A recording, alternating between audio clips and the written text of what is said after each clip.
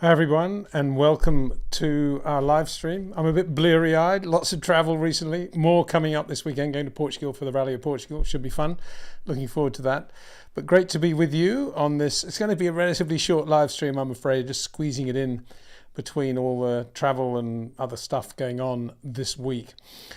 Yeah, lots to talk about, I think. Miami Grand Prix, of course, forefront probably still of everybody's minds. I think a few days have passed since that wonderful day for Lando Norris when he won his first Grand Prix in Miami, and good for McLaren too. Really strong weekend for McLaren. Oscar Piastri looking great in the early phase of the race and looking strong, really. I mean, he might even have won that had his pit stop and everything coincided not with the safety car. So he had a good weekend too. Very strong weekend for Zach and the McLaren Mercedes team, the customer team. Not so strong for factory Mercedes, for sure. We can talk about that, I would think.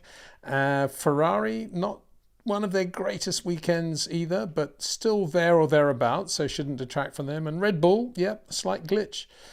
They still finished second, so not bad at all.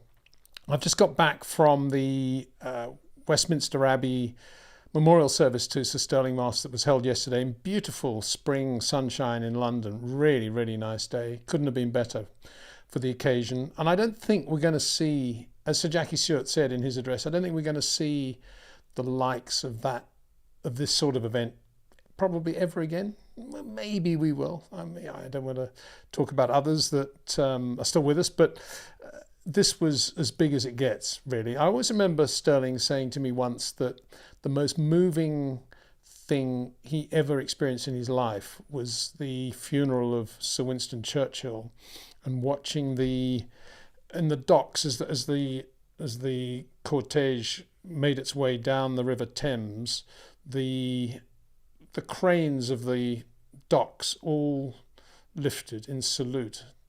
And I remember Stirling talking about that in great detail and how wonderful he thought that was. And I'm sure he thought the service yesterday was just as wonderful. Let me give you, I've got the order of service here. Before we get on to all the other stuff, I just want to talk about this because it's very, I mean, how about that? Isn't that a great photograph of Stirl in his early years, reaching out for a cup of tea in the middle of what looks to be a test or something at Silverstone? Isn't that wonderful? Great picture. Yeah, the hymns were wonderful. They're all, excuse me if you're not that familiar with church services, Church of England church services, I suppose is the right way to phrase it. But I got to say that the choice of hymns was just excellent. He Would Valiant Be, To Be a Pilgrim, one of my favourite hymns. And then two of my other favourite hymns, the I Vow to Thee My Country, which was put to music by Gustav Holst, who used to live not far away from Westminster Abbey in Putney.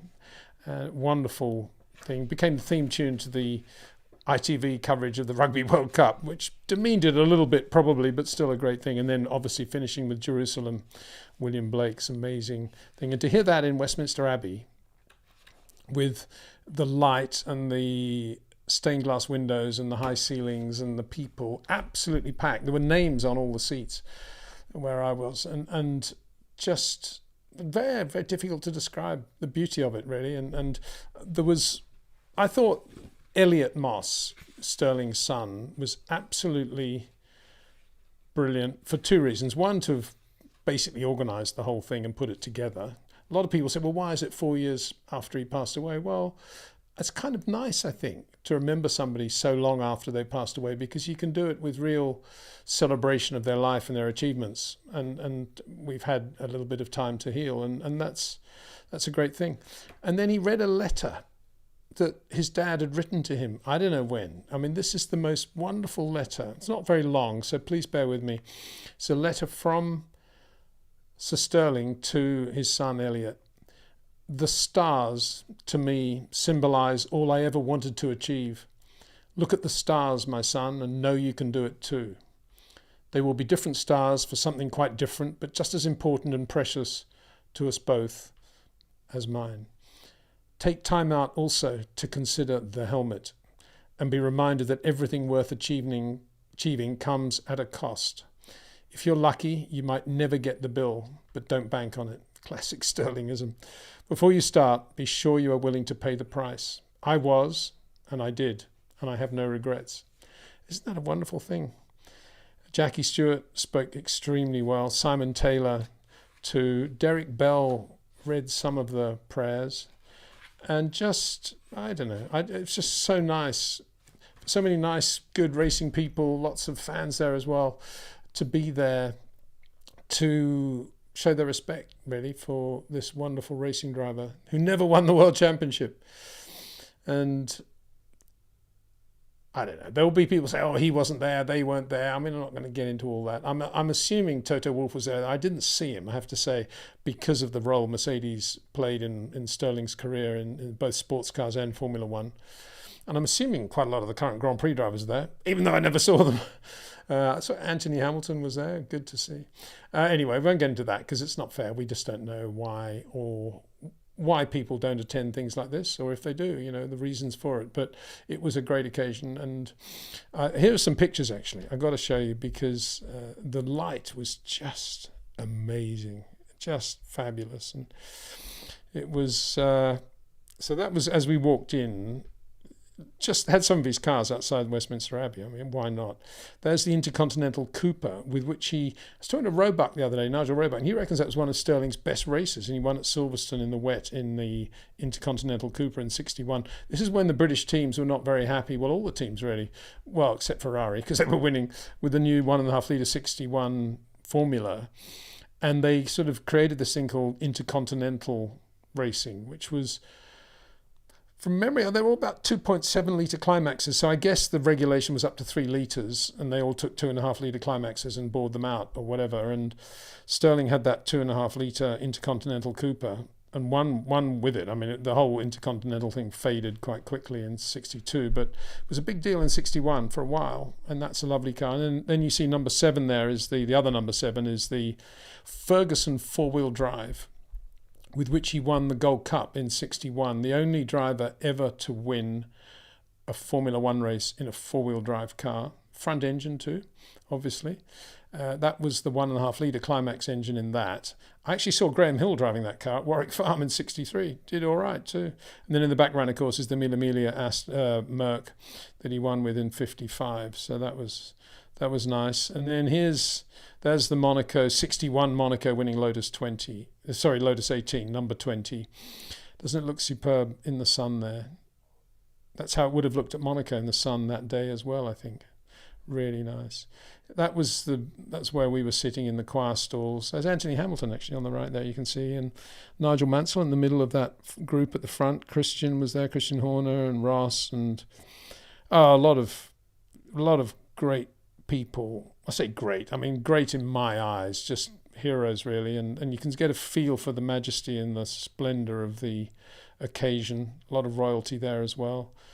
Jackie Stewart was brilliant. And then afterwards, Oscar Fangio, Juan Manuel Fangio's son, on the middle there, met Nigel. I thought that was quite an interesting combination of eras. He looks very like his dad, Oscar Fangio. Bright blue eyes. I guess Fangio had blue eyes. He must have. Just wonderful to see him there. He came all the way from Argentina. A lot of people travel from all over the world. John Crawford, friend of mine from Australia, just came over for this event. So, yeah, really, really stunning day. I'll remember that day for a long time. And for the whole motor racing world to pay homage to a driver, I think just shows how good Stirling was. I suppose the way to end it all, there was a few jokes about, Jackie Stewart said, he was once stopped speeding at Hyde Park Corner in London, and the policeman said, "Who do you think you are?" "Stirling Moss." And of course, I was talking to Stirling about this, and he said, "Oh, well, boy, of course, I was very lucky that I was christened Stirling, because if I'd been called Hamish or something, I'm not sure I would have been quite as well known." I think he's right. "Who are you? Hamish Moss." He's wonderful, isn't he? Anyway, there we go. So what else is on the agenda? I think most of it will probably come up with your questions and comments. As I say, I haven't got much time, so let's crack on with those. The first is from Steve Medincia. I used to know Steve Medincia, but I don't think it's the same one. He used to work for Ford. "Hi, Peter. How are you? Love the show. Thank you very much. What are your thoughts on Toto? Do you think he should be there as team principal?" Well, bearing in mind he owns a third of the team, and the other 2/3 are owned by people who don't want to be team principal. I guess it's a bit of a lock-in that he's going to be team principal for as long as he wants to be. For me, it's you can basically do whatever you like. And I mean, Frank Williams made plenty of, by his own self-admission, plenty of mistakes. To name but one, not running out in Senna when he could have back end of 83, because he had a contract with Jacques Lafitte and he just honoured that contract, and that was it. But I suppose, and another one was signing Ralf Schumacher for not very much money, but lots of options on both sides, because he wasn't sure how good Ralf was. And by the time it was clear that BMW thought Ralf was really good, Ralf was in a position to sort of not quadruple his retainer, but quadruple times 10. So he ended up paying a lot more for Ralf Schumacher than he should ever have paid. Or Zanardi, for example, signing Zanardi to a long-term contract when he got rid of him after a year. So lots of things, that you shouldn't just say Toto's making all these mistakes. It's happened, and Frank is not the only one, obviously. Many errors by many people over the years. So, but the one thing I would say, if I was Toto anyway, I'd be thinking, I owe it to my guys to have got Adrian Newey on board, and we don't have him. It doesn't look as if we're going to get him, and that is a big failing, I think, for any team not to have been able to sign Adrian. And whether or not he doesn't do anything at all now, or whether he goes to Ferrari, it's not very likely he's going to go to Mercedes, I don't think. And if that's the case, that is a big thing. And not that anyone can sack Toto for that, but that would be about the most obviously negative thing that he's done recently. I mean, to me, it's still an unanswered question why he signed George to replace Valtteri, because Valtteri was a very good teammate to Lewis. Lewis has never really been happy with George, as we've said from day one, because basically George is quicker. But it's odd because Toto put so much into Valtteri's career early on, so I've never really understood why he did that, why he replaced Valtteri, because you would have thought it would be in his interest to keep Valtteri in the team. So I never understood that one.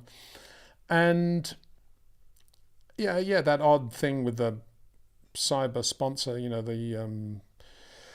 the guy that's now in jail, that was a big sponsor, wasn't it, for Mercedes? So a few things that you'd think, wow, that's a bit odd. And then, of course, poor performance in general and the way it's run. I think Toto, like a lot of people who are very successful in other industries before they come to Formula One, and in his case, he was very successful in whatever sort of banking it is he does, investment banking, I guess. He was very successful. And I think he used the same principles and same skills. And to me, the problem is the disconnect between running a harmonious Formula One team with very good management structures and winning races. Because my experience is when teams are winning races and they're doing very well, they're usually right on the edge of either not having enough money, or there's some autocrat in there throwing his weight around and everybody's unsettled by it all and nothing's happening till the last minute. When a team is on an edge like that, usually they're very good and they're producing a great racing car if you look behind the scenes. And when a team's very well balanced and harmonious and everything's being done according to the Excel spreadsheet or whatever it is, it's just running like an advertising agency or a bank. It's not running like a Formula One team. And I think that's probably where Mercedes are at the moment, if that makes sense. So I don't think he should. Look at the number of years he's been there winning races. In answer to your question, should he resign? The amount of championships and races he's won, and a lot of that was due to his ability to sell Formula One to the boards of Fortune 500 companies and get their investment and support. And that's a skill that's very, very difficult to replace. And Toto has that skill and probably still will always have it. And we should respect him for that, I think. My final comment is he did inherit a very good team, a well-structured team from Ross Brawn. So that should always be taken into account when you're thinking about how well he's run that team. And I think when Ross was there were probably rougher edges than there are in the Toto era for the things I've just been talking about. But we shouldn't also forget, in my opinion, Norbert Haug, because Norbert was the Mercedes frontman that was basically sidelined by the whole thing. And he put together powertrain. Mercedes powertrain really was Norbert Haug's baby. And the guys that from powertrain came from Ilmor, and the good guys from Ilmor came from Cosworth. So it was all really, really strong lifeblood there. And I don't think we should forget that Norbert Haug, if he'd stayed on and become, say, team principal, possibly they would have had exactly the same sort of success as they've had. And I'm a bit of a Norbert Haug fan. I think he was quite poorly treated, actually. Spoke to him not so long ago, and he's very relaxed now and okay, but it was odd how that was, how he was treated, I thought. This is some RMDS KDVL. Hi there. Hi Peter, love your show. Your insights are great and it really helps to enjoy the races more when fundamentals are strong. Getting to my question, has McLaren really caught Red Bull in the development race? No, I don't think they have. I think, well, I've got to say, like everybody else, it's a bit early to say that. And this is one race where Red Bull didn't get it absolutely right. They did a good job when it came down to it in sprint qualifying and then sprint race. And then in the Grand Prix proper, it looked as if Max was anticipating some sort of drama in terms of tyre management and things going a little bit sideways with the balance, and gave himself more wing relative to his top speed than he would normally have done. And that's why the McLarens were so good early on in the race. Piastri particularly, he was consistently quicker through the air, terminal velocity than Max. And that's a very difficult thing to make up. Normally, when you run more wing, you make up for it then, of course, with your grip and balance. And Max was starting to go very quickly at the back end of that opening stint when he went over the chicane. And he went over the chicane the lap after Lando had set fastest lap. And so whether he was trying really hard at that point and just made a mistake a little bit, he knew how quick the McLarens were going, and also he was starting to go quickly, having sort of been managing the tyres. But when he did that, as I said in the video on the Sunday night, when it was very late and I was pretty knackered and I was doing it on a pretty short time frame, obviously, I did suggest then that probably the floor had got damaged then, and that really changed the race for Max, because he was then not in a position to do very much because he didn't have much top speed, and he had good top speed compared with most, but he didn't have the normal top speed that he has, the advantage that he has, and he was slower than the McLaren, slower than Perez in a straight line, and then he wasn't able to do anything with the grip and balance because of the floor damage. And so I think we should be a little bit careful of saying, oh, McLaren are caught up, because there were certain mitigating circumstances. But having said that, McLaren had a great package. They had good top speed, good traction and good balance, and a nice big sweet spot with which to operate the car. And both drivers did a really good job, I thought, over the weekend. Obviously Lando benefited from all the variables that weren't in his control. I say benefited, he maximised them and came out on top and won the race. And even in the last 10 laps, it's quite difficult to make mistakes quite easy to make mistakes in his position. And he didn't. He was just beautiful, head down, and lovely fluid driving. And that was wonderful to see. And Oscar had that thing with Carlos Sainz. Well, we'll get onto that. If somebody doesn't ask about Sainz, I will raise the subject there, because I think he drove very well, and I feel bad for him for a number of reasons, but I feel bad for him, the brilliant avoidance he had of Perez at the restart, and then having lost that position to Perez, then having to basically get a penalty trying to get past the guy. Anyway, Bramwell, hi Peter, just been reading about the Ferrari 126C in automobile sport. What a great looking car, my favourite of the 80s. I hadn't realised how close Rene Arnoux came to being champion.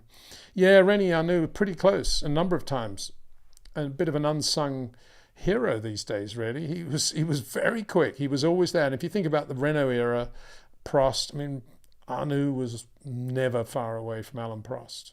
Yes, he was a bit harder. Yes, he had a bit of a weird driving style and driving style, he was just quite spiky, that's all, compared with Prost. But he wasn't, he adapted very well to the very forward based driving position. Gilles Villeneuve had enormous respect for Rene Arnoux, as you saw in that famous battle in the Swiss Grand Prix. And the 126C, well, what can I say? If I interviewed Mario Andretti at Austin about 4 years ago now, for the Sky documentary we were doing, and I said, favorite Formula One cars, now it's all over, Mario, and you look back, and he instantly said, Ferrari 126C. That's the car, of course, he drove at Monza, and I think he did one other race, didn't he? 2 races back end of '82, effectively replacing Didier Pironi, and he put it on the pole first time out at Monza. What a thing that was! He loved that. Of course, that was the car, obviously, in which Gilles and Pironi had their accidents, and it was the seatbelt came out of the chassis in Gilles' accident. So, as much as we look at it from the outside, it wasn't a strong carbon chassis there. It was a honeycomb aluminium chassis, and it was obviously not the strongest chassis in the world. Harvey Postlethwaite car, and but a very cool car. And Mario said the power was just brilliant. He loved it. Chris McClelland, hi Peter from New Zealand, original home of the mighty McLaren team. Indeed.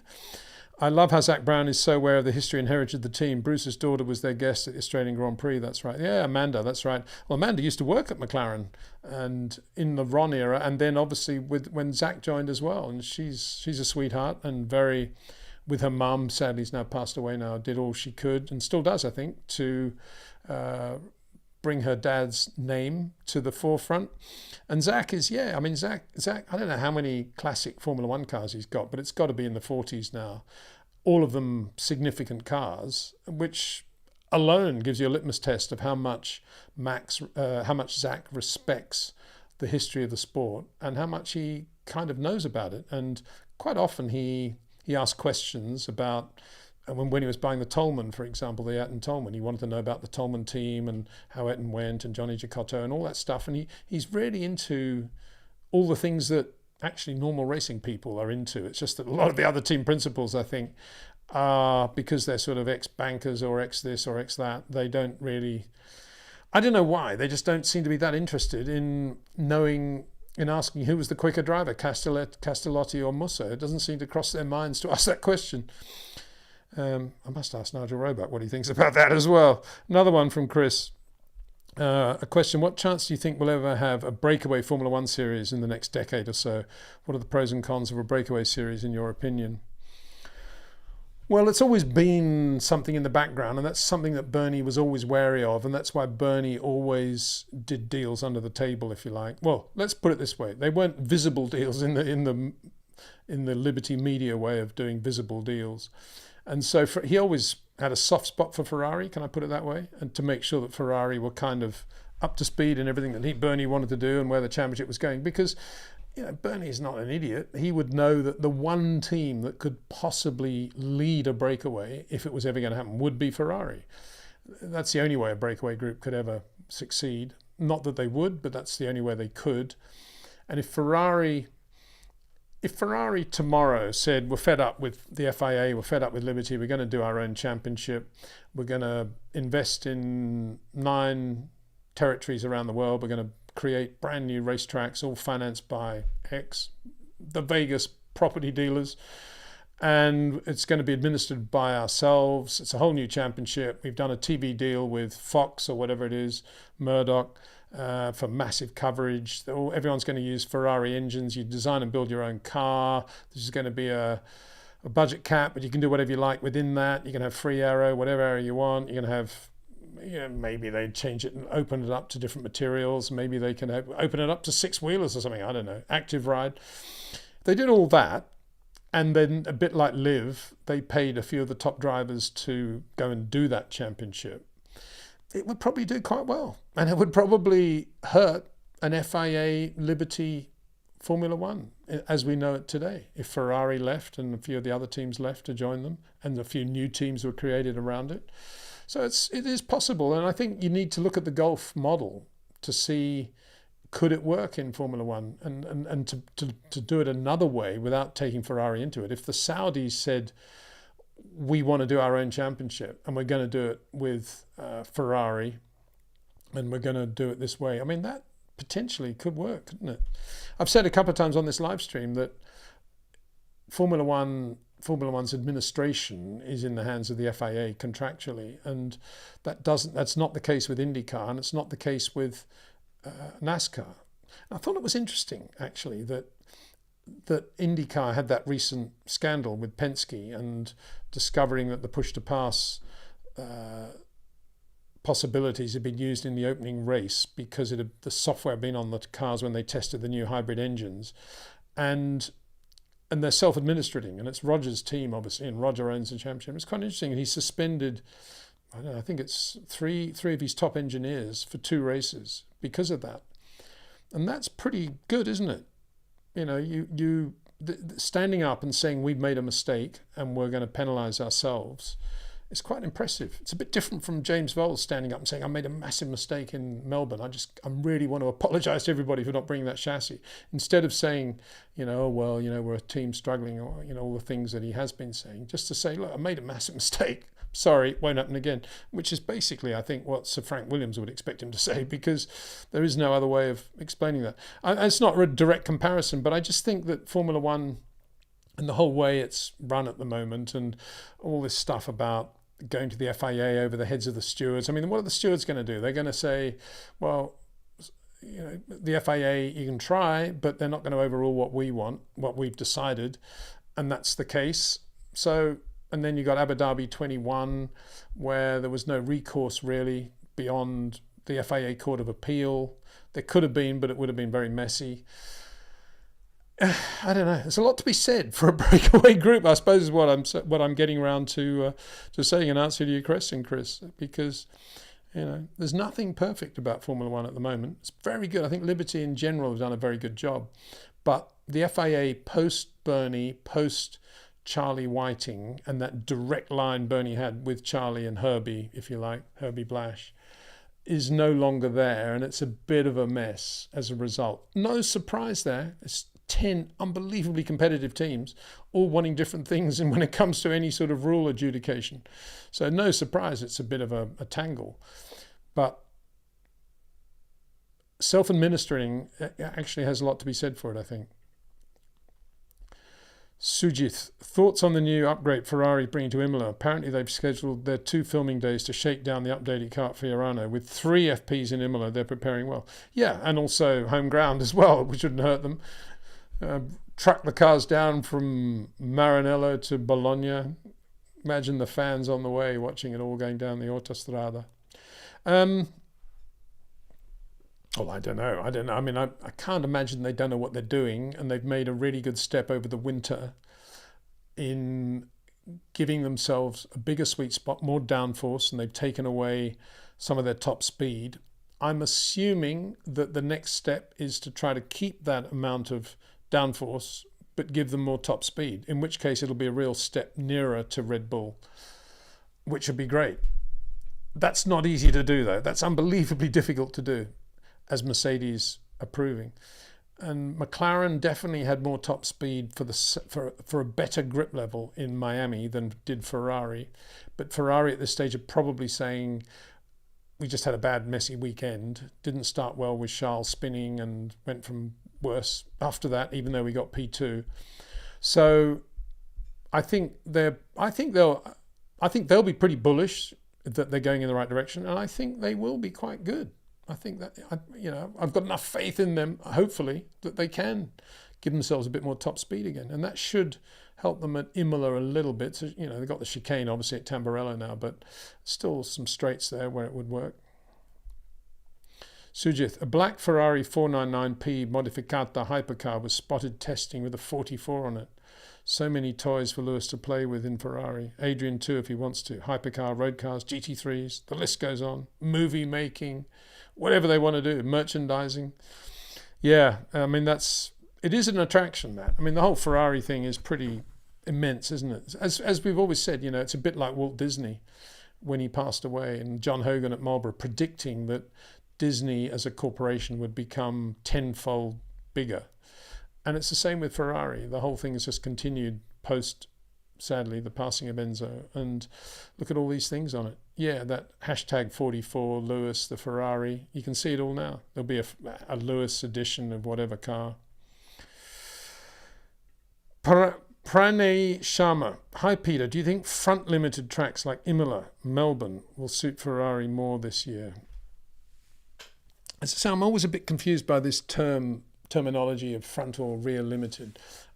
And what I'm assuming you mean is that the circuit is punishing the front tyres more than the rears, but surely that depends a little bit on what compound Pirelli are bringing and the ambience and the track conditions. So it's kind of difficult at this stage to say Imola categorically is a front limited circuit, bearing in mind traction out of out of Tosa and Acqua Minerale and the last chicane, pretty critical, particularly the last chicane actually, and the last right-hander anyway, and so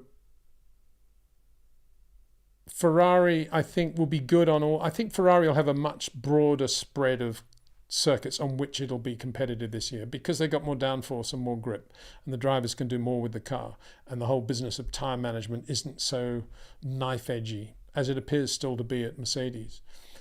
But their issue is top speed. So I'm not sure, as I said, I think in a previous line, I'm not sure they'll be as good as at the moment, as good at Monza, say, as they were last year.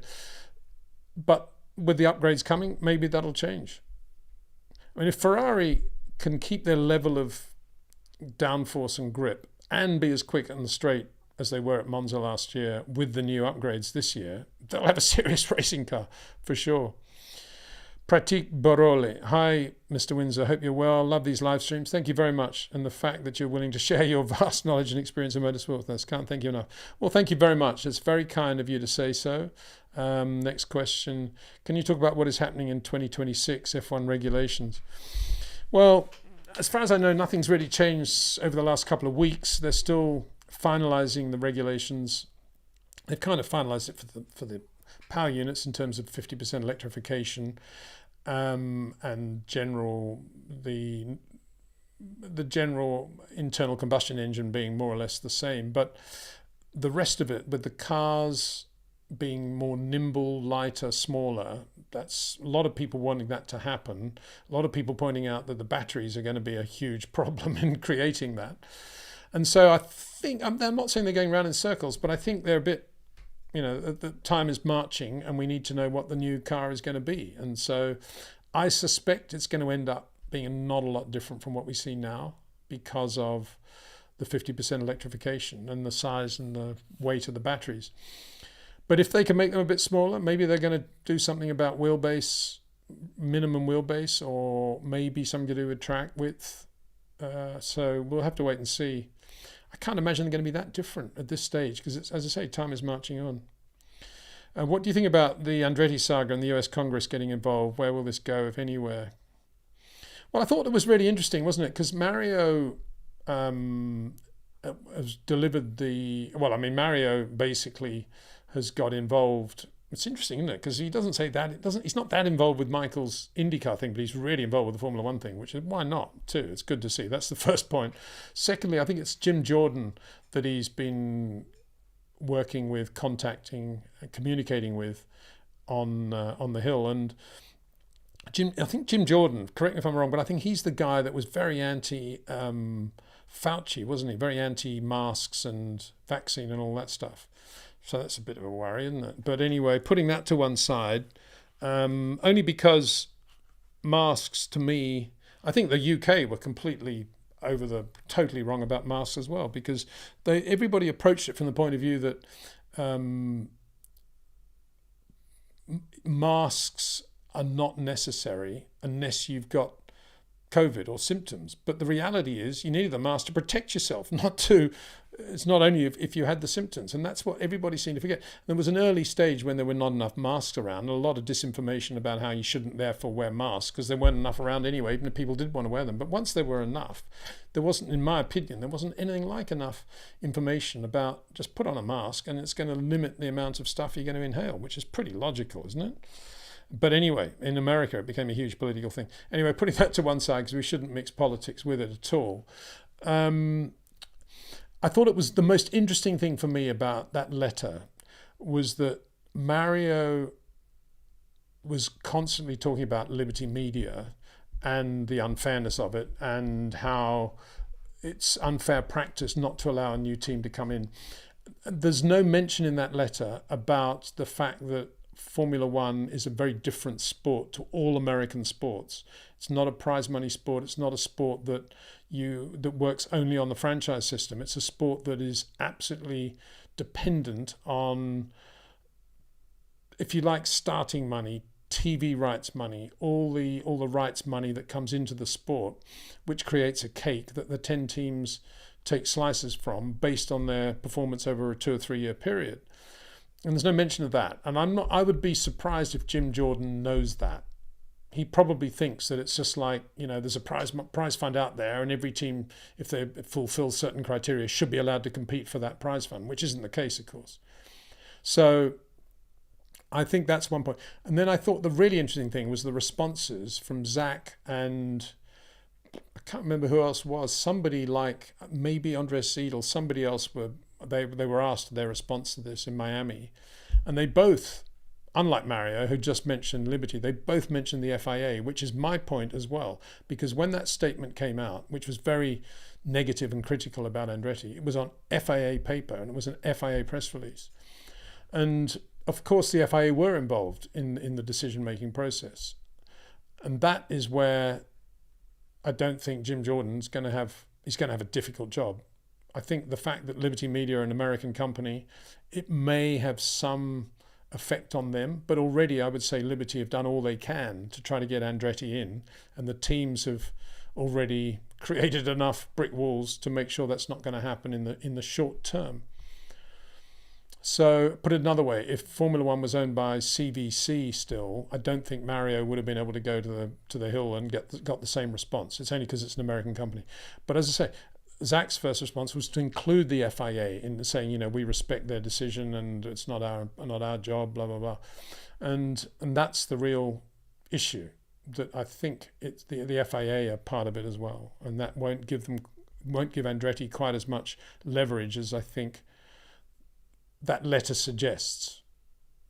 Might be other ways of framing. And I want to finish it all by saying I think it's all totally ridiculous, and all the teams should be welcoming Andretti into Formula One, because it can only be good for the sport.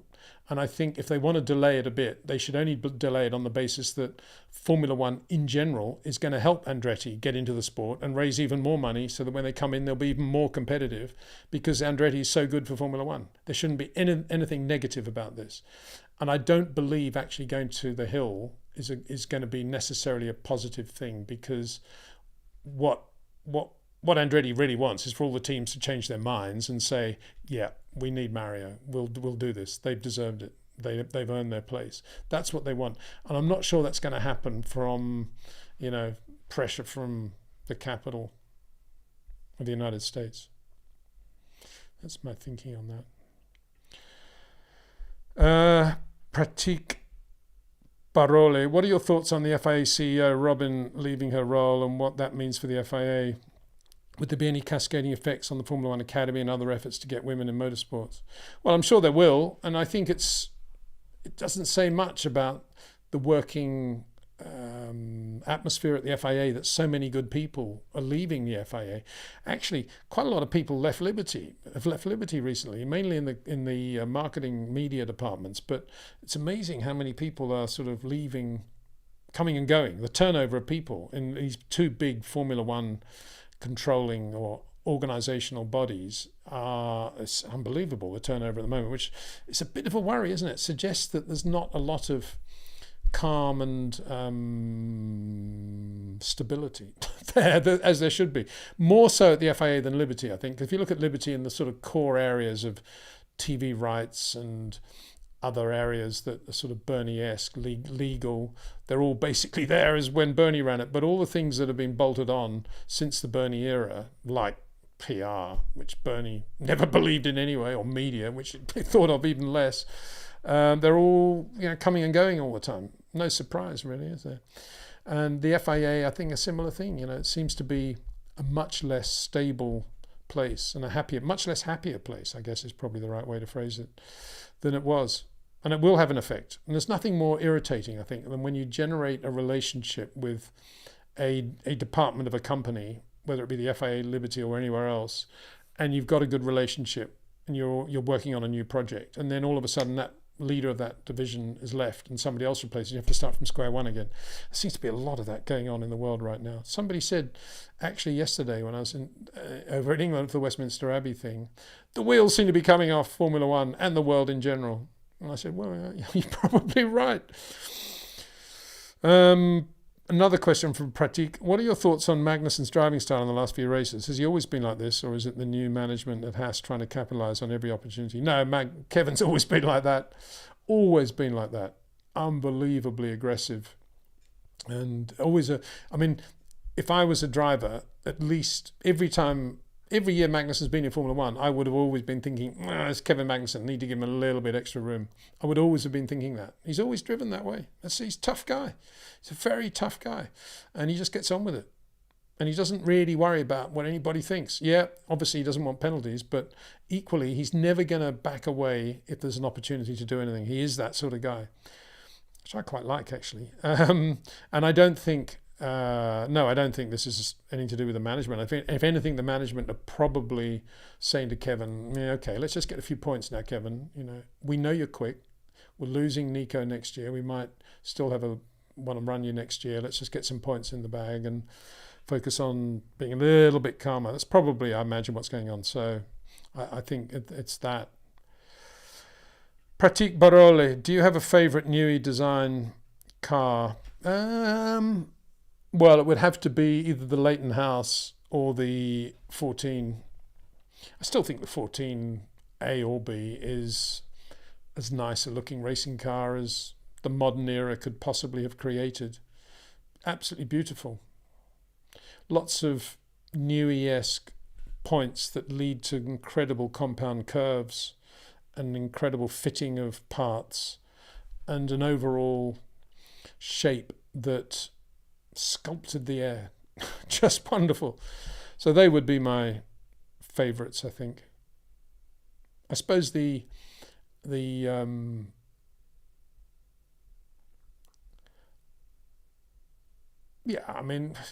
all the other ones post that period, I think regulations come and go, winglets, barge boards, all that stuff. So in terms of cleanliness, I'd still say the Adrian 14s.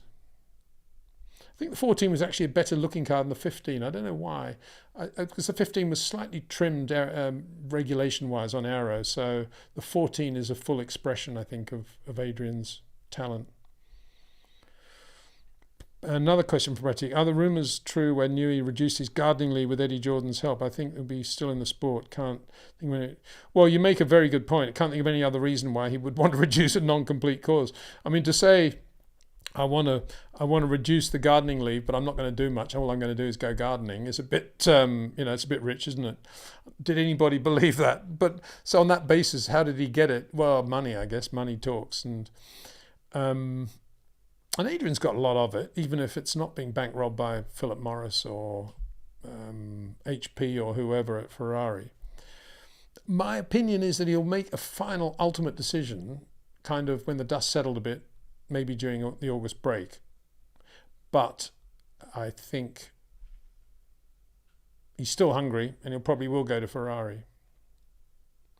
You can only jet ski, water ski and all that stuff and drive race cars for so long. And in a way, I really hope he does that, partly because I think Ferrari will be a mega team, won't it? As I said before, can I please have a job as a bottle washer there? And secondly, I think it's too difficult for Adrian just to do nothing, and I just have this terrible fear that he might hurt himself again if he keeps racing his cars, because he doesn't know how to half swing the golf club. Everything is flat out with Adrian when he's in those cars, and I think everybody who knows him knows that. So they're all in a way wishing that he does go to Ferrari and doesn't have time to do much more driving. Not that he's not a good driver, he is. He's very quick, but he wants to win. Absolutely. M.A. Khan. Hi Peter, the more I observe Charles, the more I think he's the closest driver to Max for short corners. They're so similar. I do think he brakes a fraction later than Max and seems less refined. Very good observation, M.A. Khan. Thank you very much for that. I can't really disagree with anything you say there. I was very excited to have found those two pictures on the Red Bull media hub thing after Miami, which showed the difference between Perez and Max going into that left-hander. And that tight left-hander, and how far inside Perez is at the same point on the road, Max. Just lovely to see. And yeah, you're right. Leclerc's right there, and I made that point when Piastri was with him, because you could see then that Piastri's still got a little bit to go in terms of becoming Max / Leclerc level of a short corner driver, but he's definitely of that ilk, and he definitely has the feel for it and definitely has the touch, and he's definitely going in earlier than, say, Lando. But yeah, Charles is good, and I think you're right. I think he does. I think he's still got this sort of dichotomy in his brain about braking as late as possible, but at the same time he loves to get the car in early too, and he just needs to sit down with somebody like Nigel Mansell and who will just tell him to be a little bit less frenetic under the brakes, let the car be a little bit more stable, let it breathe a little more, and then he'll be able to do whatever he wants with it. Probably the same applies to power application as well. We're talking fractions of a millisecond here. Lee Kambanga. Hi, Peter. Do you think, just checking my watch because I'm going to have to go soon. Hi, Peter. Do you think that without the safety car, Lando could have caught Max and overtaken him? Was it because Red Bull had got the setting of their car wrong, which was out in their problems Max had? Lastly, I hear the British outlets saying the championship is now open. What's your take on it? Red Bull side says Max had floor damage too. Well, the British side, I mean, it's just all the social media stuff where whatever happened 2 days ago happens to be the trend and the new thing that they've got to write about, with nobody having any sort of medium or long-term perspective at all, it appears. So that's my response to that. I do think Lando would have. Yeah, I think he did. As I said in the video on the Sunday night, I'm pretty sure, I said maybe, but that's my way of saying it, probably. Max did damage the floor, but because he had chosen to run more downforce than Perez and was not very quick in a straight line relative to the McLarens or Perez, it then that magnified the problem for Max, because he didn't have top speed, and because of the damaged floor, he wasn't able to do much about it. And anyway, the car wasn't great, so he was unbelievably slow in sector 1, mainly because of that long left-hander leading on to the first long straight, which is the end of sector 1. So that's why he was always slow in sector 1, and that killed him for the lap, 3-4 tenths every lap. And so that was that race for Max. So I don't think we should take that forward to Imola and say, oh, Red Bull are going to be struggling. Would Land have caught Max? I think he would have, and because he had the top speed advantage, and he would have got him in DRS. I'm almost certain he would have. So, and I think Piastri would have too. If the safety car had never come out, I think Piastri, or maybe Sainz, probably Piastri would have won that race. I think he would have beaten Max. So, yeah, interesting, isn't it? Sainz, I felt, as I say, going back to Sainz now, and just in case nobody does ask about him,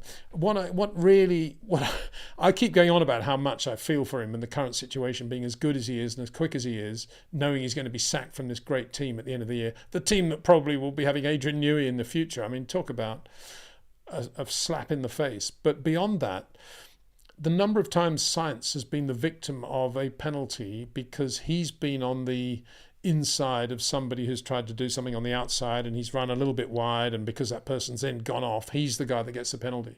And then it happens in reverse, finally, in Miami, and he's the guy that gets and there's no action taken. That's right, there's no action taken. And that's why I think he went emotionally ballistic on the radio, and that later we had that wing removing incident, because it just all built up for Carlos. And given how he'd had to get out of the way for Perez and made room for him, I think that should have been taken into account when they decided not to give Perez a penalty, because that was, I mean, he should almost have got a penalty for that, really. And I think he didn't. He was lucky. But after that, all bets were off. And I felt sorry for Carlos there. And going back to the first corner of the first race, looking at it now, I think maybe Lewis should have got a penalty, but only if they'd given a penalty to Stroll, and maybe also to Alonso, because if you look at Alonso in isolation, he just does what Lewis does in effect, not from quite as far back, but he loses the front big time. And Stroll's coming across without thinking there's nobody else in the race as ever, and Fernando's sort of slightly lost the front and going way wide of where he wants to be, and then Lewis is going down the inside. Yeah, he also is going too quickly, but like Fernando, he's lost the front of the car. And so, as I did say at the time, I thought it was 50-50 between the three of them, which is a bit of a Jeeves and Woosterism, isn't it? But I think it was a penalty for all three or penalty for none was the right way to do that. Sarosh Soman, hi Peter, these days I keep watching a lot of onboards of Prost. How is he able to drive so fast? He doesn't look to be pushing. So much of the finesse in the car always looks flat. Love your insights. Yeah, flat car, little turn, big turn, all the Rob Wilson things, little brake pedal warning. But beyond that, short corners, manipulating the car to a rotation point that always gave him a nice acceleration on exit, so he didn't have to require any opposite lock or correction. And he made it look incredibly simple. And when he had phenomenal Michelin grip in the Renault, for example, and when he had a huge power advantage in the Renault Turbo, all he was basically doing was just mega short corner, didn't have to brake too late, nice rotation, just massive acceleration, and he just did it beautifully. And he continued to do that in the McLaren years as well. And he scored over Ayrton a few times because of his ability to get the car into short corners and to use the straights into and out of the corner slightly more effectively than Ayrton when Alain had everything perfect. When Prost went to Williams, however, went back to Williams in '93. Sorry, he went to Williams having been out of racing for a year. He wasn't the professor. He was definitely not as studious about what he could do with the car, understanding the active ride, what all the instrumentation, what it all meant, understanding it and working on it. He was a bit sort of, I remember talking to Patrick about it, and he was a bit surprised how casual Prost was about all that little detail, which again, gives the lie to this whole the professor thing. I think the professor thing was a Murray Walkerism based on what you're saying there, how well he drove the car and how fingertippy he was. And it was, oh, well, he must have such a great car that he can just drive it around like this without any effort. Because that wasn't it. That's his physical style that allowed him to do that. His approach was less of a piece as his style was. But he was always really good, really good. Saros Soman, how was Prost able to finish in second place with the Ferrari in '90? I understand the Ferrari was not competitive in the previous years. It would be fascinating to understand. Well, he was able to finish second because he had much more reliability than Nigel Mansell, who really was the quicker driver that year. But it was a quick car. That Scalabroni Ferrari 641 was the adaptation of the John Barnard car. And there were a lot of detailed changes to that, not the least of which was to the floor, chassis floor, which was a big one. All the rear suspension around the new Goodyears and other aero changes that Enrique made around the nose and the cockpit. And originally Prost thought there was a lot of buffeting and he didn't like it, or didn't like the upgrades very much, or the new car, the 641, 642. But Nigel loved it. Out of the box, he just said, wow, this is a great racing car. They were never as quick in a straight line as McLaren's, but they were... Prost had more reliability, and I would say he got 90% of the car most of the time. I think Nigel got 99.9% of the car whenever it was running well. And you've only got to look at his qualifying time at the British Grand Prix at Silverstone, the old super quick Silverstone, against Prost in a good car, the Ferrari, to see how good Nigel was. No surprise he then did what he did at Williams in 91, 92. Because he's definitely, at least a second, if not second and a half quicker than Prost around Silverstone in a Ferrari, a good Ferrari. So it was a very good car, that. A lot of credit to Scalabroni, Ian Thompson, who did the chassis, and to the two drivers. Prost basically, I got to say this, he basically blew it all apart because he could see how well Nigel was going. And basically in his mind thought, well, that's got to be Enrique Scalabroni, his Williams designer, because Enrique had done the 10B and then he'd done the very nice cars right up to 88, 89. Those really nice looking cars as well, the 88 car as well. And he went to Ferrari, so Prost thought, oh, it's got to be Mansell, favouring Mansell, so I'll get a McLaren engineer. And he persuaded them to get Steve Nichols. And when Steve came, he said, oh, well, let's just see what's going on. And Enrique was already designing the new car for 91, which was going to be a Williams-like female mould chassis. And Steve put a stop to all that because he'd never worked with female mould before. He'd only done the Barnard male mould car. And so they just kept the sort of compromised development car through into 91, and it was not very good, predictably. Actually not, Minji. Hello, Peter. What did you think of the Formula One Academy races last weekend? McLaren had another positive result with Bustamante in the race 2. Pulling was very dominant. Yeah, very good. Yeah, I think it's nice that Formula One are doing that, and a great opportunity for these young drivers to prove their talent, which is very difficult for them. Of course, I have to say, I think there's still a lot of very talented young male drivers as well who are not given a chance. And I suppose the way the authorities now look at that is, well, there's a system there, and they kind of float to the surface occasionally, and so we'll just live with that. But yeah, no, it's really good, isn't it? It's brilliant. Glenroy Heath, what do you think? Who do you think is better at tyre management, Lewis, Max, or Perez?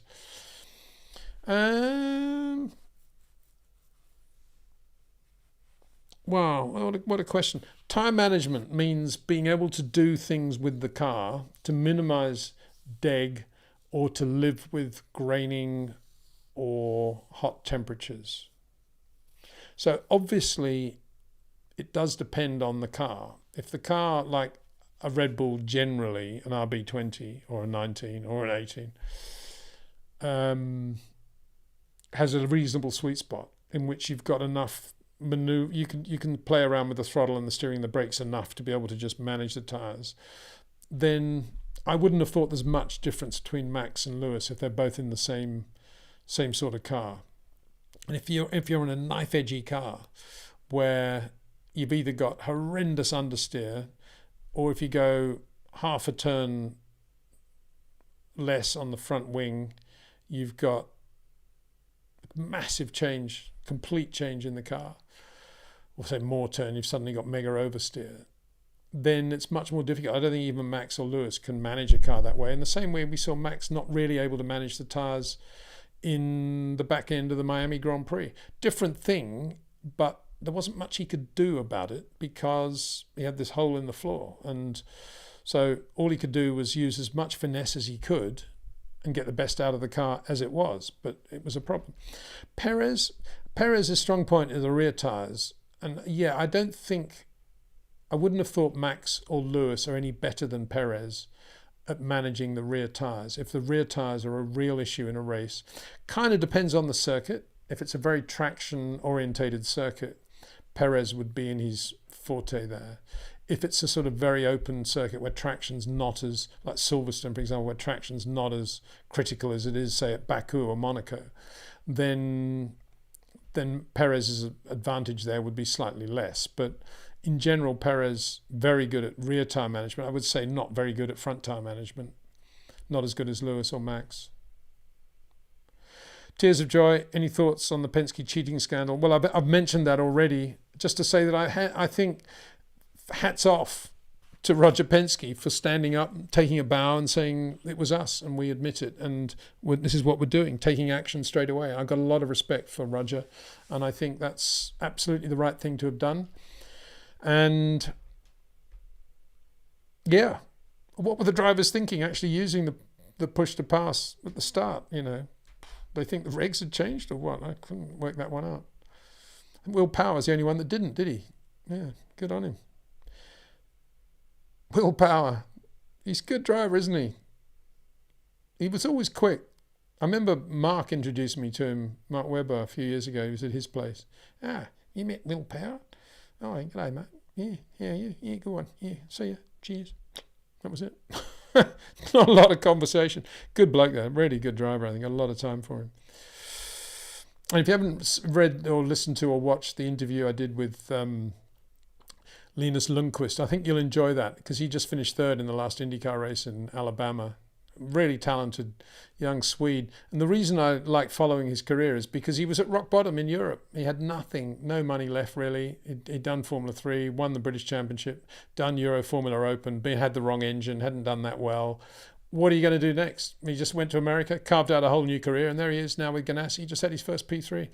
And he does pay a lot of tribute to Rob Wilson, who did a lot of work with Linus in the early days, and also to Boyo, Anthony Hyatt, who runs RR still. Does a great job. A lot of testing for the drivers, the academy drivers with all the Formula One teams. I think he was at Pembrey yesterday from memory. Nippy Moto says, I've been hearing some Dutch media. Well, let's listen to that. Pushing the whole Norris only won because of a lucky safety car. It seems they forget their man won a championship with a lucky safety car. Yeah, good point. Good point. Well, I think let's be clear here. The safety car in Abu Dhabi was illegal, or what happened with it anyway. What happened with the lapped runners. What happened with the safety car in Miami was not illegal. It was just luck of the draw, in my opinion. It's very grey, and it has to be quite grey, because if you waited for the moment when everybody knew who the race leader was before you deployed the safety car, 5 or 10 minutes could have passed. Which does beg the question, why don't they just keep the whole thing under virtual safety car all the time? And the answer to that, of course, is that a lot of money is paid by Aston Martin and Mercedes for the safety car. Oh, am I being cynical here? No. So Nippy Moto says, oof, that's a bit profound. Mercedes are hopeless. Everything is rubbish. Car strategy, pit stops. When does the board start blaming Toto? Maybe Christian was right when he said Toto was lucky to inherit a winning team. Well, he was certainly lucky to inherit a winning team. I don't think Christian needs to say that, and he's absolutely right. I'm sure Toto's probably the first to concede that as well. What's he think? Does he think everybody thinks he created that team from zero? So I think that's that goes without saying. Of course he was, I don't know if it's lucky is the right word, but he's in the right place at the right time, because he was about to go to Williams to sort of take over Williams with Paddy Lowe, and suddenly the Mercedes thing came up, and so he did that. I wouldn't have said everything is rubbish. I think there's some still very good people there, very good facilities, and on their day, Lewis Hamilton can finish. What did he do? He finished second in the sprint race or something. So there you go. Not too bad.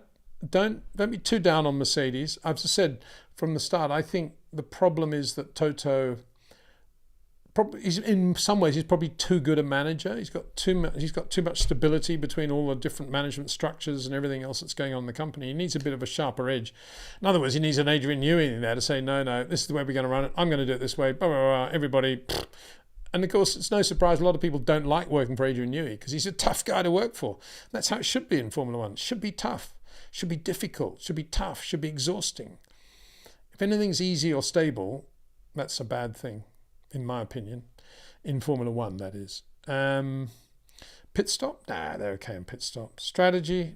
Well, they keep trying different strategies based on where they are on the grid, don't they? And it's pretty easy to read their minds, qualified in the middle of the first corner, shunt again. We might as well put one guy on hards or one's on softs or whatever, see what happens. The trouble is they can't really rely on their two drivers to sort of help one another either. Not that Formula One teams really live and die on those things anyway, but can't imagine George and Lewis being necessarily helpful for one another these days. Paul 111, why are so many top people leaving the FIA, the CEO being the latest? Yeah, well, for the same reason that a lot of top people leave many companies, because they're not happy with the working environment and what's going on. So, yeah, that's the problem, I think, with the FIA system of presidential election. It's not voted on by motor clubs who've got the best interest of the sport at heart. It's voted by countries with one vote. For a small, tiny country in the middle of nowhere, has exactly the same power as the United States with its one vote. So all basically, I'm not in any way being personal here, I'm just saying the system is, or if you really want to become president of the FIA, basically you just make sure that all the tiny countries, all of which have one vote for you. And after that, deal done. That takes money and time over the previous 4 or 8 years, whatever it is. And that's what some people have the money and time to do. That's why it is. And that's why we don't have, an Alex Wurz or an Alan McNish or a David Coulthard as president of the FIA, because they don't have the time or the money or the willingness to go and do all that. iRacing Aussie. G'day, mate. Good evening from Western Australia, Peter. I never miss a live stream from the best Formula One YouTuber on the planet. Thank you very much. It's over the top, massively.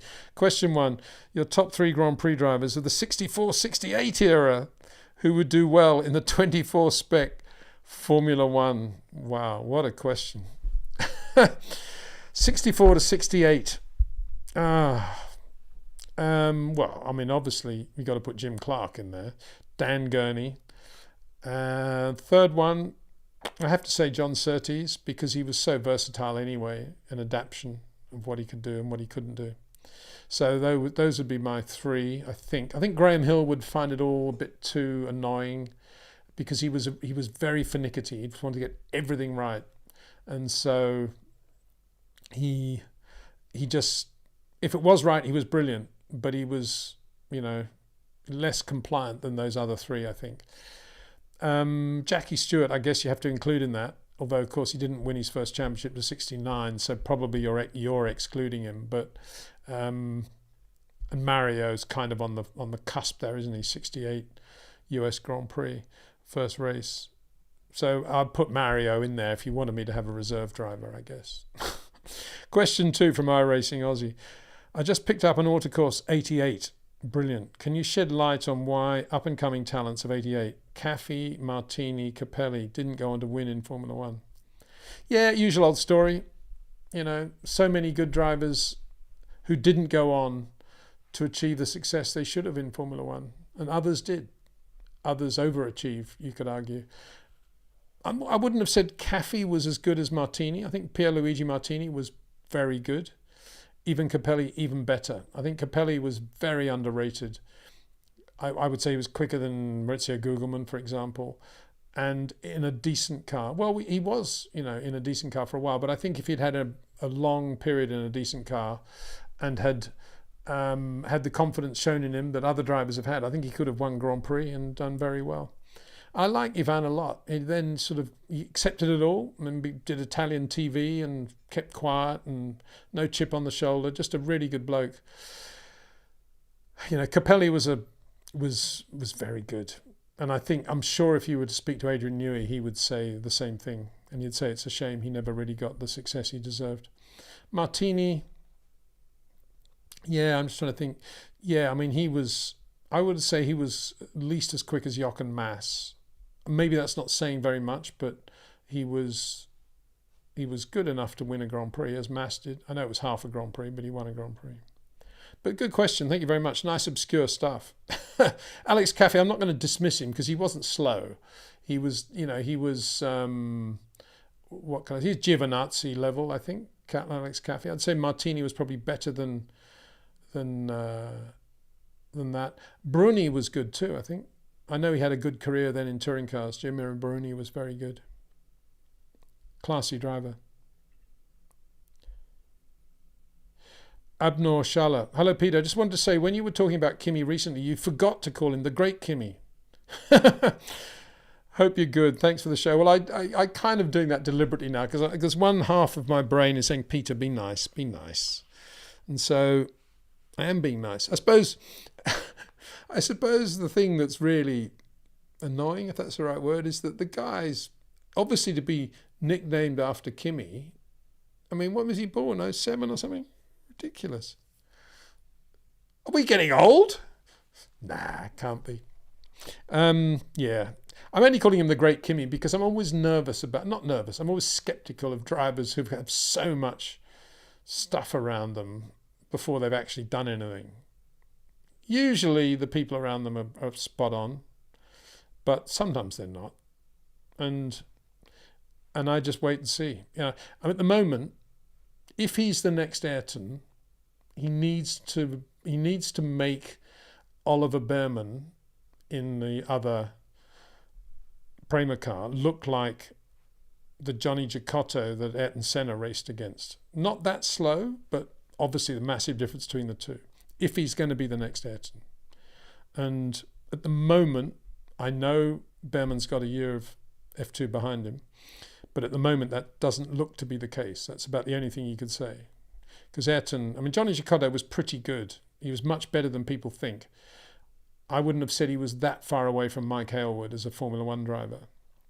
And Ayrton just destroyed him, sadly. And he was quite near him on occasions, but Ayrton was, obviously a different class. And that's how it needs to look if Kimi is going to be the next Ayrton, which is presumably what Toto thinks he is. Adam McCarthy. Hi, Peter. Could you give an analysis of Ocon and Gasly's driving style? Who's the shorter corner driver? Also, how do you see the future of either of them in the coming years? Yeah, it's a good question, isn't it? Because they're very, evenly matched. And sometimes Gasly does a lap time and you think, wow, where'd that come from? You're watching Q1 and Gasly's sort of P17 and suddenly he does a lap on his second run on softs and he's P5 and you think, wow, amazing. Of course, it's a second set of new softs, and when everybody else puts a second set on, he then drops down to P9 and then P9 becomes P12 and 12 becomes 17 again. But all I'm saying is that Gasly has that spark and he has that ability to put that lap together. I think Ocon is possibly not as quick over one lap, but maybe the better race driver in terms of consistency and defense and keeping out of trouble, although he does get into his fair share of issues. I actually like them both very much. It's quite funny because the sort of management teams behind the two, I think, are quite sort of at daggers drawn most of the time. I don't imagine there's massive love lost between the two drivers either. And I like Esteban a lot. He's a good bloke and he's got a good head on his shoulders. He must be a bit frustrated and a bit confused about his career right now because he's got another French driver in the French team alongside him, and that's his big thing, whether he out-qualifies him every day or out-races him every day. The French team itself is sort of going sideways or downwards rapidly. And the future's a bit uncertain, and there's a whole lot of new generation drivers coming up now that may take seats that he might think could be available for him. So both of them are kind of at the cusp of their careers of, if they don't get a decent drive for certainly 26, maybe even 25, it could be difficult for them. I think Gasly has that flair, that one lap flair, and that flair maybe that just shows up in the wet on a difficult circuit like Suzuka or somewhere else, which he can't really touch and feel. It's just a sort of flair thing. I think Gasly's got slightly shorter corners as well than Ocon, but Ocon is not far away from Lando in my opinion in terms of his touch and feel. I think he's very supple and very, very good like that. But it's difficult to see them both at their best right now, to be frank, at Alpine. They're very good. So in terms of two quick drivers, I mean, imagine if that team was running right at the front and had a great car. Imagine the first corners between those two. Wow. Be worse than Lewis George, wouldn't it? Speaking of which, Electric Rides says, what do you think about George? Spent 3 years driving the wheelbarrow at Williams and now he's doing the same at Mercedes. How strong is his loyalty? Will he look to move somewhere else? Well, it's interesting you're seeing life from his perspective, isn't it? And it's good. It's good that you do that because, yeah, I mean, I've been a George watcher and fan since Formula 3 and ART days, and he's super quick. And what will he be thinking now? He's thinking, well, Lewis is going. They may get a plug-in driver for 1 year and they may get Sainz, but then it's going to be Antonelli and I'll have him for breakfast. That's no problem. I've just got to make sure I'm the chosen one for the future. Of course, the problem will be if Carlos Sainz wins 2 or 3 more races and all of a sudden he's got to go somewhere good. And Mercedes might then think, even Toto might think, I might even have to put Sainz in the car. And, George is being beaten by Lewis at the moment or whatever's going on at that point. I mean, George didn't have a great Miami, did he? He didn't really ever look to be on the same plane as Lewis once the sharp end of the weekend came. So we need George to bounce back in Imola, and relative to Lewis, whether or not the Mercedes are going to be competitive is another matter. But if you're George and you're looking around to something else, you're probably a bit annoyed that Ferrari have taken Lewis and not you, because he would have gone to Ferrari for sure if they'd asked him. So he's probably a little bit, if he thinks about it, he's probably a bit nerked about that. And then he probably thinks, well, I'd quite like to be in a McLaren. Nice looking team now, isn't it? But then he thinks, oh, well, I'm at Mercedes. It's a great team as well. And then he buckles down to try and make the car better for the next race. There's nowhere else for him to go, really, is there? So, for George fans, it's good that he's at least won a Grand Prix, because you'd be thinking Lando's won one now, and what about George? But the fact that he has won makes him sleep at night. But it's a little bit of a difficult time for George kind of depends on the Merc and where they go with the car, what they do with it. Going to have to stop in about 10 minutes, I'm afraid. Nippy Moto again. Opinions on the current lot of journos in Formula One. Seems they're all stat and headline focused and don't understand technical aspects of driving. No wonder why drivers don't like interacting with them. Can't really comment, really. So one of the great classic responses. There used to be a journalist called Ian Breach, I think his name was. Yeah, his surname was Breach anyway. I don't know what I think it was Ian. And he wrote for Car Magazine, I think. And he once wrote a column slagging off a lot of his colleagues, journalists. And the headline in response was, "Once more into your friends, dear Breach." No, I thought that was as good as ignited colours of Benetton, wasn't it, after that fire at Hockenheim? So no, I'm not going to. I don't know. I don't actually read. Can I confess? I don't actually read much about motor racing. I just watch it and draw my own conclusions and have my own people with whom I speak and talk. And when I go to a race, I hang out with them and chat. And I'm always thinking motor racing, but I don't spend much time reading what other people think about motor racing because I don't have time, really. Nippy Moto, I remember Jackie Stewart saying that a good driver shouldn't make too many steering corrections. However, I have noticed that quite a lot of the current drivers jerking the steering wheel off. And why is that? Well, they shouldn't be. I mean, every movement is always little turn, big turn. You're warning the steering wheel. This is the absolute pure Rob Wilson way of driving, and it's absolutely the correct way to drive. Every big turn on the steering wheel is preceded by a tiny turn just to warn the car of what's going to happen next. And that's a lot of what Max and Lewis and Charles and all those great drivers are all about. Lando too, Carlos too. But then occasionally you see drivers, and I'm not going to talk about nationalities here because I'll get into trouble, but there are some drivers, you know, when they're going into a quick corner or it's wet or it's crosswindy, you know, if you see the onboard, you're going to be seeing quite a lot of that. And a lot of it is not actual correction. It's just, I'm ready for you. Either way you want to go, I'm going to catch you. And it's just shadow boxing. It's wasted energy through the car and it's wasted energy through the driver's hands. And it is shadow boxing, basically. It's just nothing's real. And it's all just, I'm just ready, I'm ready. Whereas a driver who's manipulating the car and he's in total control of what he's doing, Sir Stirling Moss OBE will be just fingertippy, just guiding the steering. Absolutely. Nigel Mansell, same thing. He'll be reacting to what he's feeling as distinct from jerking the steering wheel in order to be ready for what the car's about to do. The faster the corner, the more they jerk it. It's good that you mentioned that. And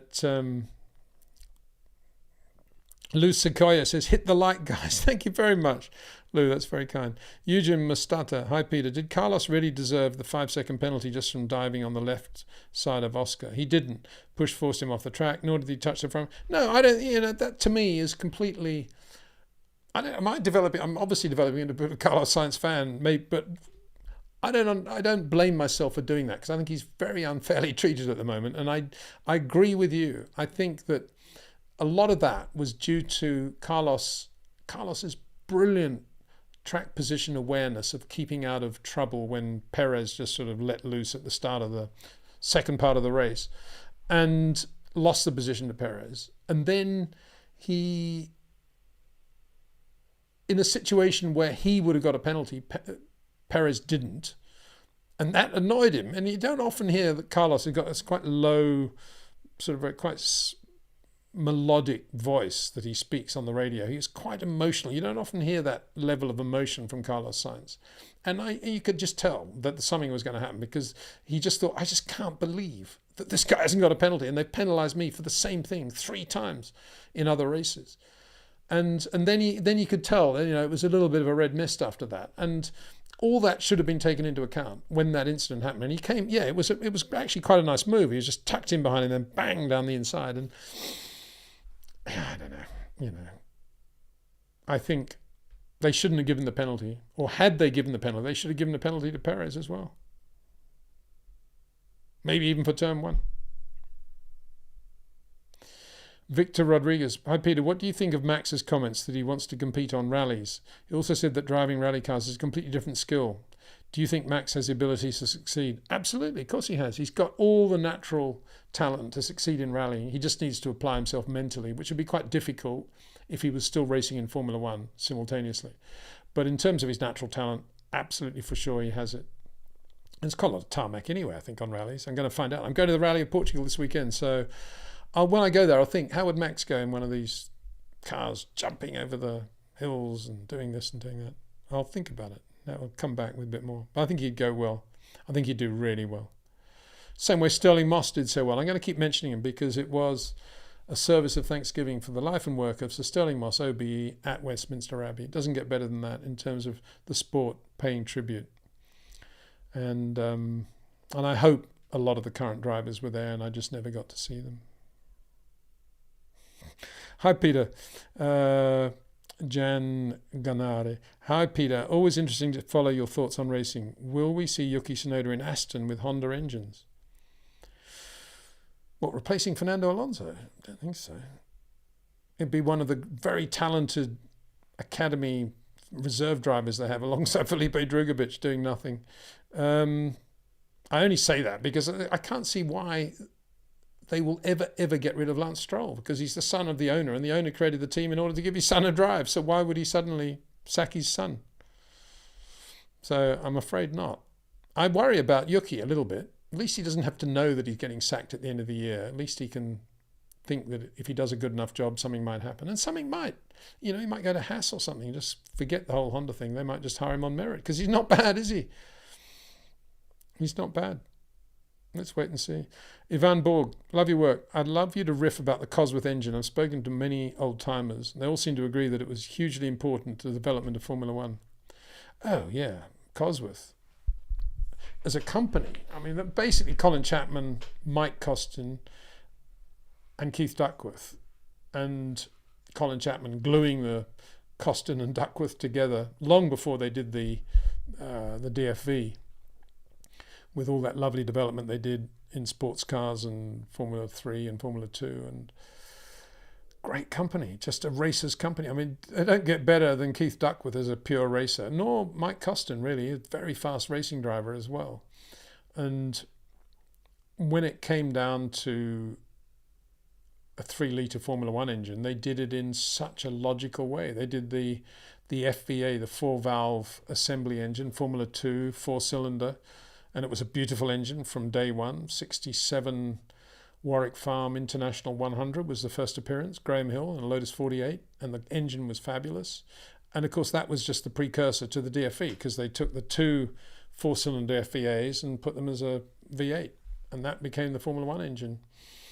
And it was Keith Duckworth was always very good on development, never afraid to listen to new ideas from other engine builders like John Judd or Alan Peck or John Nicholson.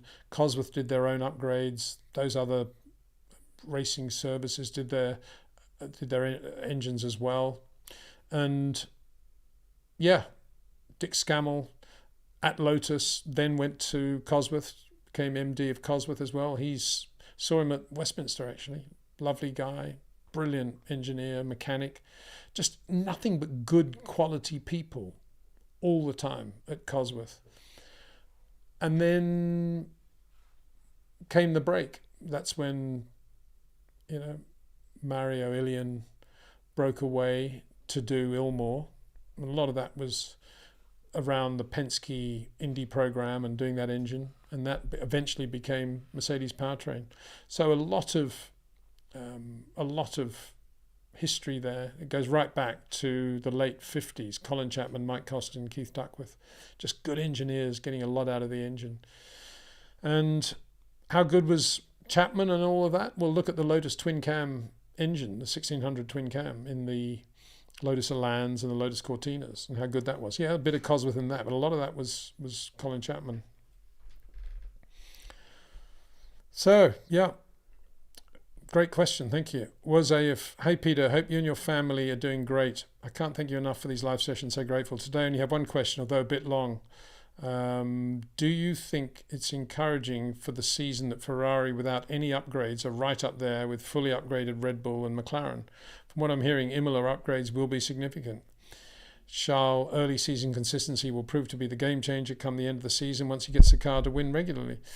Yeah, I think you have to be a little bit careful about saying that Red Bull have fully upgraded. I mean, how do we know that? How does anybody know that? Red Bull aren't going to tell anybody when they've got their upgrades on the car. They may say so, but it doesn't mean that they're going to talk about everything they're doing. So I can't imagine that Red Bull are not absolutely flat out on upgrades as well, within the limitations of the budget cap, obviously, but they haven't had to do that much already, so they've got quite a lot of scope. So be careful of thinking that Red Bull have got no more progression left in that car. For sure they have. McLaren probably have done a little bit more in terms of upgrades, so yeah, they may be somewhere near their ceiling for the year. I doubt it, but they might be near it. And yeah, I'm encouraged by Ferrari. As I said earlier, if they can find more top speed now without affecting their downforce and grip level, then I think they're going to have a very, very good race car on their hands, and we could see them a lot nearer to Red Bull, on the assumption that Red Bull stay where they are, which I don't think they will. I think they will also improve big time.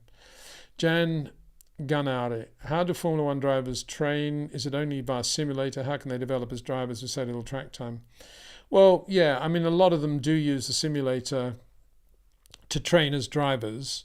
Some of them use the simulator correctly, which is to learn basic layouts of circuits and how the car feels on that circuit with all its gadgets and what they're going to do, where the DRS is and ratios, how what each corner feels like in terms of gears, things like that. But they would never do that, and they would never actually try to improve their style or talent on a simulator, because you're not actually feeling all the forces at all. So there's nothing dynamic about the forces on a simulator. You can simulate G-load, you can simulate G-load 4.5 and longitudinally, sideways and longitudinally, but you can't simulate dynamic G-loading in a simulator, not in the way that it is felt on a racetrack. So very few of them, but some of them do days with Rob Wilson, who's very good at simulating the effect of steering, brake and throttle inputs within the dynamic realm of a car, and has proven time and again that you can do that in a road car. It doesn't have to be a Formula One car or even a high performance car in order to be able to do that. And indeed, sometimes the slightest bump or the slightest spike on a steering application or a throttle application will have more detrimental effect on a road car, sloppy road car, than it will in a Formula One car. So it's very, very discriminating. And some drivers do that, not many, 2 or 3. Bottas has done stuff. Stroll does stuff. Nico Rosberg did quite a lot with Rob. Who else has done days? I think Logan Sargent and Alex Albon have done a bit, not a lot, but a bit. Perez has done the odd day in his Force India days. Nico Hülkenberg's done quite a lot with Rob. But the others, I think, just go karting or don't think about it very much and just think, if my teammate's braking later, I'm going to have to brake later as well, where he's braking. They don't think much more than that. They don't think about, I don't think they think very much about brake pedal pressure release, or they don't think, why was it that Lewis was able to get more out of the brakes than Fernando Alonso in 2007, and questioning the guys at Hitco and Carbon Industry on that, because that would actually give them a lot of good information about how Lewis brakes when he knows that he's got the car feeling settled and all 4 wheels on the ground, flat on the ground, rather than just at the latest possible moment. And I don't suppose many of them talked to Jenson Button about his throttle brake interaction and how good he was in terms of not having any overlap unless he wanted it. And I don't suppose many of them try to find out from Sergio Perez why he's so good on traction in general.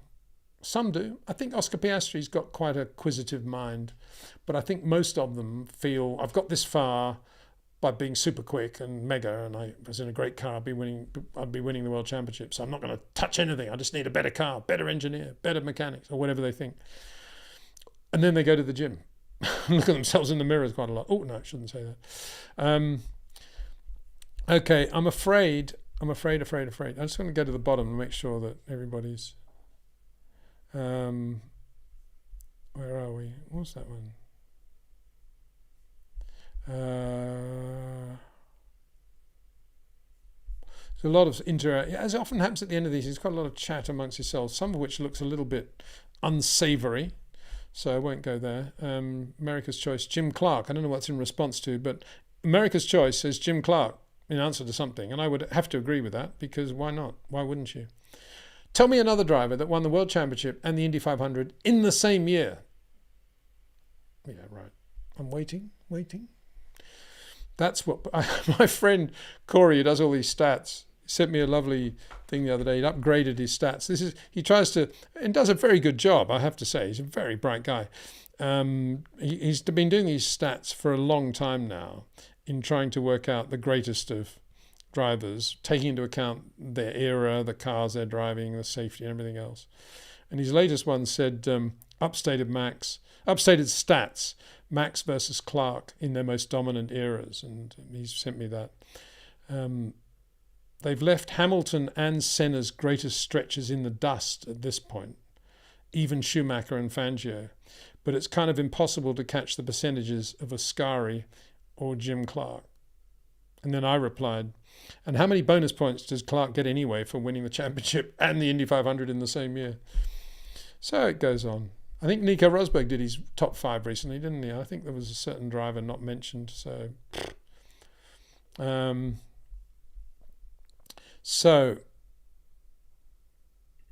Werner Schultz, question for the 80s. What was the difference in driving style between Nigel and Nelson? What were their strengths and weaknesses?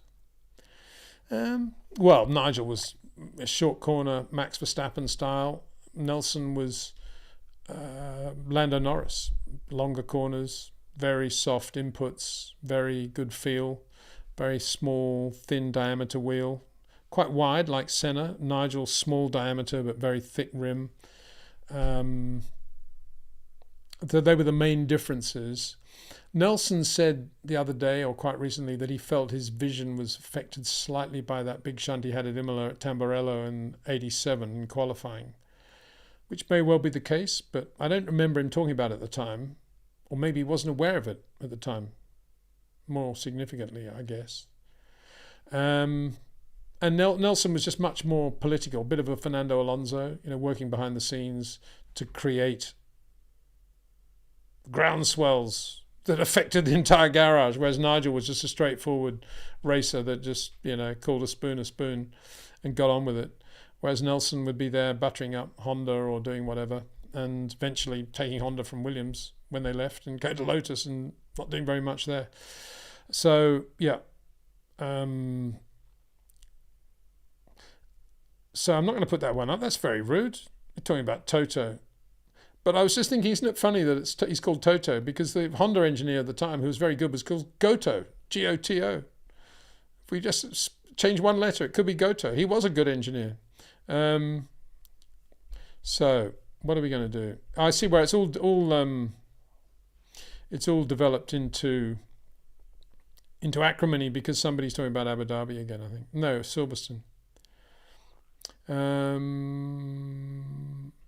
This is a super chat, which I've definitely, thank you very much, NC Paddock. Hope you're having a great day, Peter. Do you think Formula One will venture into introducing spec cars? I think they have, haven't they? Oh, that's what Adrian Newey would say. The rule book's about this thick now. No, but it's not. But, it's a funny thing. I've said this before, but Formula One is the only form of motorsport in the world in which, in order to compete, even to enter the championship, you have to design and build your own car as a prototype.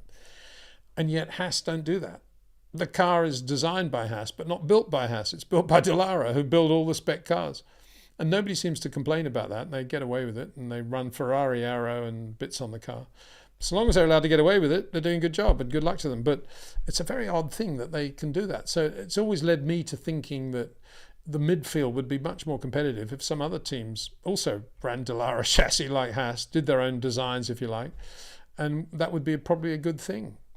And I did check up not so long ago, and apparently there's no exclusive clause there. And if somebody else did go to Dallara, they could actually do a car for them. So My thoughts are, I think it should be freedom of choice. I think you should, if you want to, you do your own car. And if you want to buy a car off the shelf, I think you should be allowed to do that, which of course is how Formula One used to be. And that's exactly how Frank Williams began round 2, buying a March. And it's how Ken Tyrrell got through 1970, buying a March. So what's wrong with that? Oh, we've got to be seen to be at the cutting edge of technology. Yeah, right. We never see the cutting edge of technology on any of the social media because the teams are too secretive about it. So forget about that. And then the second one is, it's Formula One. Yeah, and what does that mean? What it means is they don't want anybody else coming into Formula One and being one of the 10 teams because it's too difficult to design and create your own car overnight. So that's why they have it. It's basically a moat around the castle that makes it difficult for the Andrettis to get into Formula One. That's what it's all about. So I'm just going to... Well, somebody about Logan there. What are they saying about Logan?